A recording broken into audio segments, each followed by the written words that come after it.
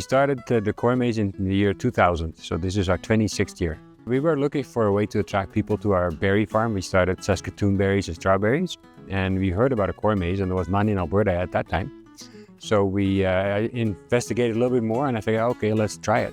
So we built our first corn maze. It was a 7-acre corn maze, and it worked kind of slow in the beginning because nobody had any idea what a corn maze was.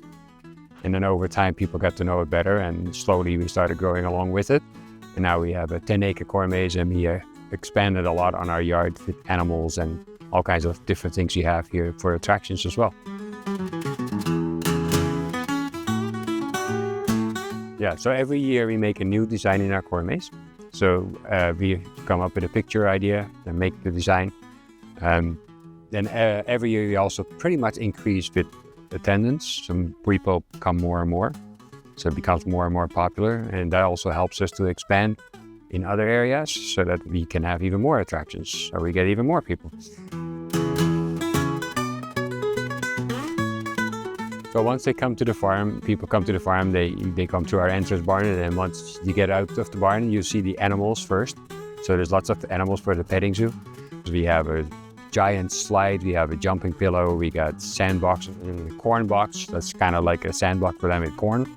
And those are the attractions on the yard. And then you go farther towards the cornfield, you first meet the sunflowers, which you can see behind me. And then after that, the corn maze itself. And then the corn maze exists out of 2 different mazes. There's one a trivia maze, and the other one is a big maze with a scavenger maze inside of it. So you can play a game inside the maze as well.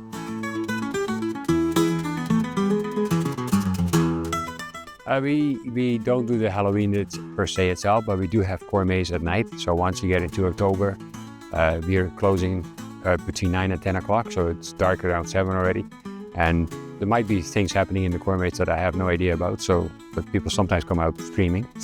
But on the other hand, we also have a lot of pumpkins. So we do grow about 7.5 acres of pumpkins, and we have 60 different varieties between pumpkins, gourds, and squash.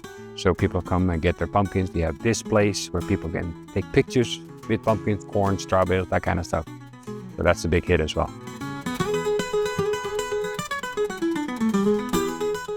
The best time would be September mostly, but it depends on what you like, of course.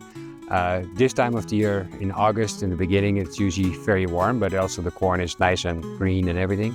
In October, we can have frost and the corn turns brown. It still works great.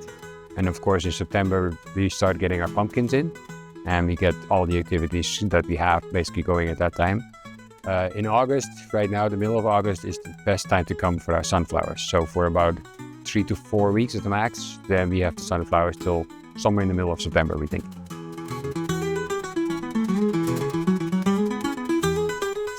Just remember, when you come to the farm, it's a farm. We don't have paved roads, so you expect you walk on dirt, or if it rains, of course, you might get some mud. So just be prepared for the weather. It can change in a hurry as well. Basically, you're prepared for the weather, and that's the biggest thing that you need to know, and how much time you have, I guess.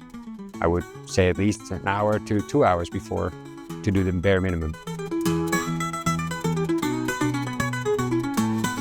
The best thing I like is actually designing the corn maze and then cutting it out, and then see the picture appearing. And after that, when people come through and people tell me how much they enjoyed the farm, and they're thanking you, and that's just one of the great rewards is people when they thank you for giving them a great time and creating memories.